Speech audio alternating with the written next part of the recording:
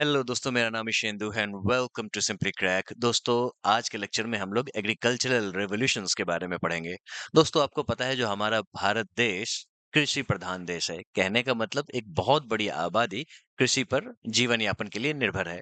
और आपको ये भी पता होगा जो कृषि का जो उत्पादन जो है वो हमेशा से एक नहीं रहा है। क्यों? क्योंकि शुरू में हमारा उत्पादन काफी कम था और अभी का जो उत्पादन है अब हम लोग सरप्लस कैटेगरी में हैं। ठीक है?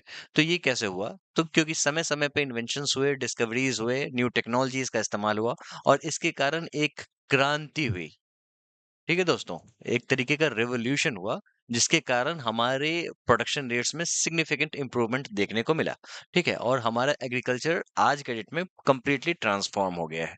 तो चलिए एक-एक करके हम लोग जितने भी एग्रीकल्चरल रिवॉल्यूशंस हैं उनको देखते हैं जो कि कॉम्पिटिटिव एग्जाम्स के लिए इंपॉर्टेंट है। शुरुआत करेंगे ग्रीन रिवॉल्यूशन से। ग्रीन रिवॉल्यूशन के बिना किसी भी एग्रीकल्चरल रिवॉल्यूशन की चर्चा करना बेकार है। सबसे इंपॉर्टेंट है ग्रीन रिवॉल्यूशन और इसी से समझो 70% सवाल आपको कॉम्पिटिटिव एग्जाम्स में देखने को मिलते हैं। ठीक है, ये कब का दौर था? तो 1960s का दौर था। दोस्तों, एक बात कहने में मुझे कोई गुरेज नहीं, जो आज के लोग ऐसा सोचते हैं जो अभी हमारा देश विश्व गुरु बन गया है या फिर तरक्की कर रहा है, लेकिन ऐसा नहीं है। हमारे देश ने ऐसी ऐसी चीजें झेली हैं जिसके कारण आज जो आप भारत देश देख रहे हो, ये इतिहास की ही देन है। जो हमने ऐसी ऐसी चीजें झेली हैं जिसके कारण हम लोग बहुत मजबूत आज हुए हैं। ठीक है? तो इसी में ग्रीन रिवॉल्यूशन भी एक पार्ट है। कब और कैसे इस जर्नी पे पहुंचे, ये भी आपको समझना होगा। ठीक है? दोस्तों, इस क्रांति की कहानी छोटी-मोटी कहानी नहीं है, बहुत ही इंपॉर्टेंट कहानी है। थोड़ा-सा आप समझ लो।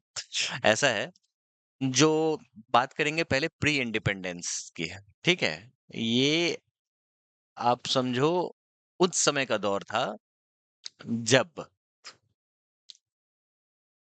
बर्मा का डिवीजन हुआ था। आपको पता है जब 1935 में गवर्नमेंट ऑफ इंडिया एक्ट आया था, है ना? और इसके बाद 1937 में बर्मा हमारे भारत से अलग हो गया। ठीक है? ये समझो हमारा भारत का मैप है। माफ करना इतना बुरा मैप बनाने के लिए, लेकिन इससे आपको स्टोरी क्लियर हो जाएगी। ठीक है दोस्तों? तो ऐसा है, जो 1937 में जो बर्मा था, ये अलग हो गया हमारे देश से। और यहाँ पे दाल का उत्पादन बहुत ही ज़्यादा होता था। पल्सेस जो होते हैं, यहाँ पे अच्छे से उत्पादन होते थे। फिर 1947 में हमने विभाजन झेला। 1947 में जब हमें आज़ादी मिली थी, तो एक बहुत बड़ा हिस्सा हमारा कट गया था जिसका नाम था ईस्ट पाकिस्तान, जो कि आज के डेट में बांग्लादेश है ना?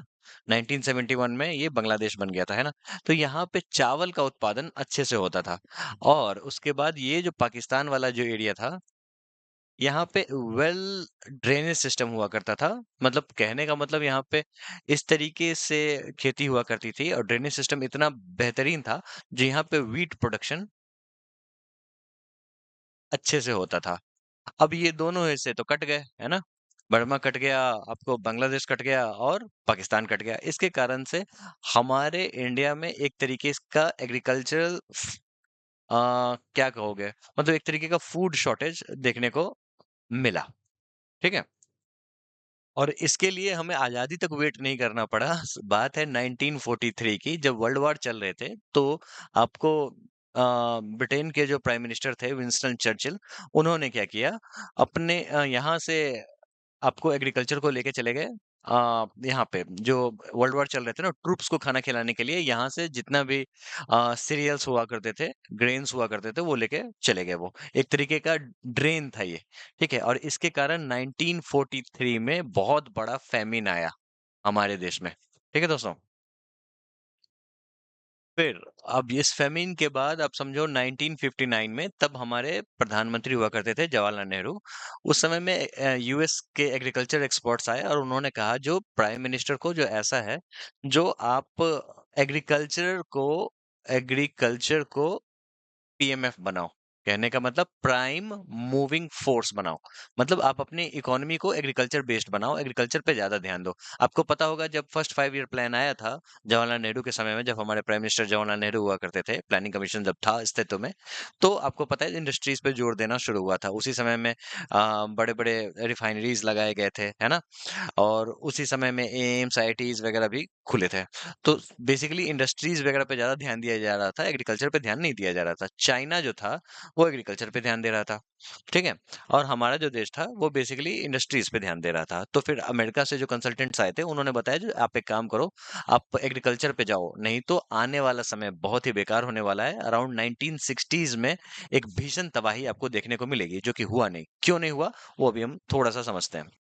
दोस्तों, उस समय में जो आज़ादी के बाद समझो एक तरीके से हमारे यहाँ बहुत ही बड़ा फूड शॉर्टेज था। इसके कारण हमने अमेरिका से टाई अप किया था जिसका नाम था पीएल 480 और ये कॉम्पिटिटिव एग्जाम्स में सवाल आते हैं, ठीक है? पीएल, पीएल का मतलब होता है पब्लिक लॉ 480। इसके तहत क्या था, जो अमेरिका हमें गेहूँ भेजेगा, ठीक है दोस्तों? बेसिकली चावल भी भेजना था लेकिन चावल बहुत ही कम भेजा उसने और गेहूँ ज़्यादा भेजेगा। दुःख की बात ये है दोस्तों, दुःख की बात ये है, जो मान लो ये अमेरिका का जो मैप है ना, हमने आपने ज्योग्राफी वाला जब लेक्चर देखा होगा तो पता होगा जो ये वाला जो एरिया है इसको कहते हैं प्रेयरीज़। जो कि basically granaries of the world है। यहाँ पे व्हीट का उत्पादन बहुत ही ज़्यादा होता है, ठीक है? क्योंकि प्रेरीज़ एक तरीके का ग्रासलैंड है और व्हीट जो होता है वो बेसिकली एक तरीके का ग्रास ही होता है, ठीक है? तो यहाँ पे व्हीट का उत्पादन बहुत ही ज़्यादा होता है, मक्के का उत्पादन बहुत ही ज़्यादा होता था, है ना? मेज़ और व्हीट का उत्पादन बहुत ही ज़्यादा होता था, ये यूएस है। लेकिन ये जो व्हीट और मेज़ थे वो बेसिकली सूअरों के लिए के खाने में इस्तेमाल किया जाता था।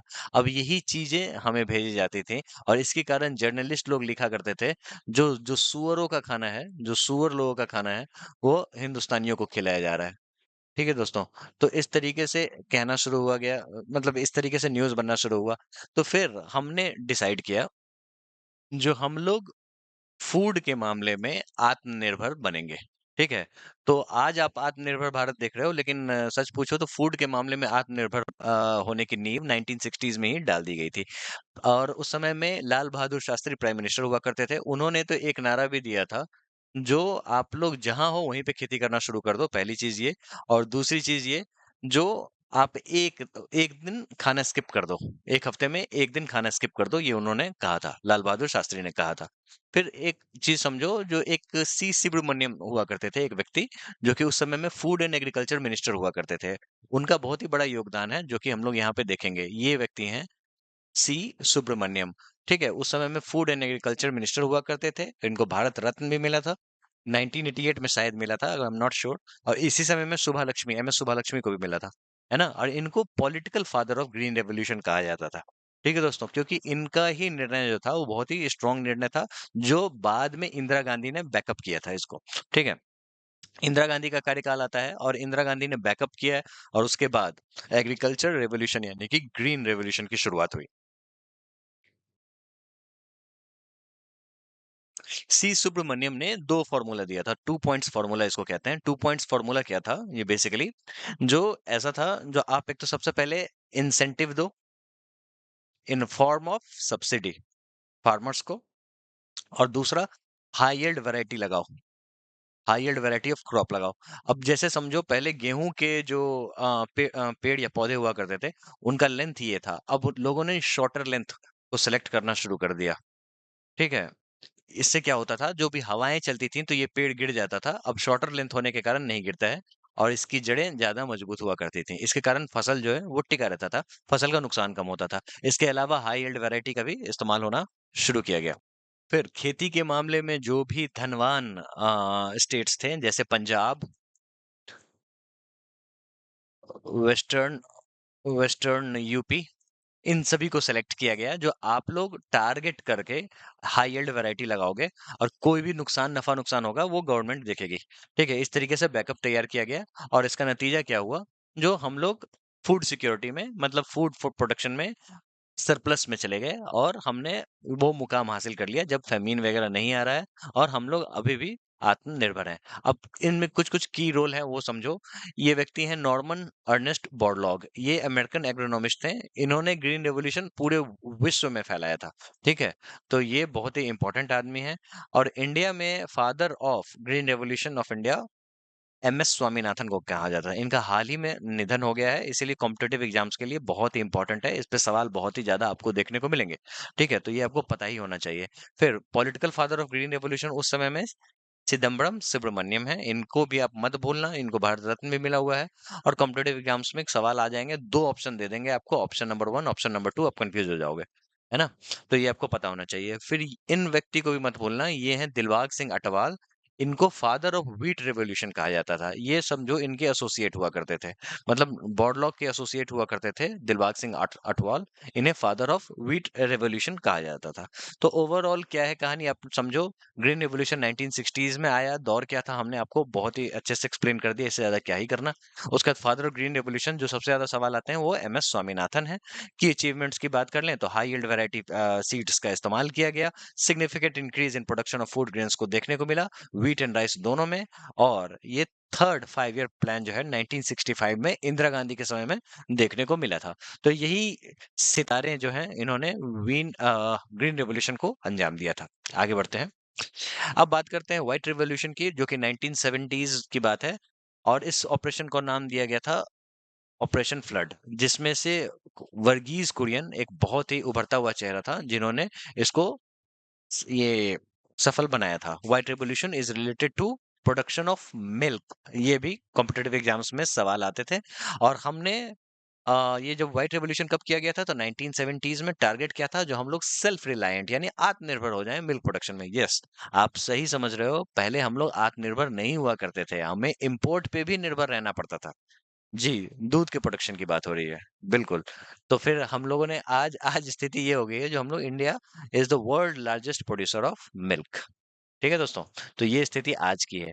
किनकी देन है ये? तो समझो गवर्नमेंट का कोऑपरेशन हो गया, और ये जो वर्गीज़ कुरियन हैं, ये अमूल के फाउंडर हैं। ठीक है? अमूल आपको पता होगा, one of the biggest cooperatives of India जो है अमूल, इनके ये फाउंडर थे। कहाँ पे? तो ये आणंद में इन्होंने फाउंड किया था। ठीक है दोस्तों?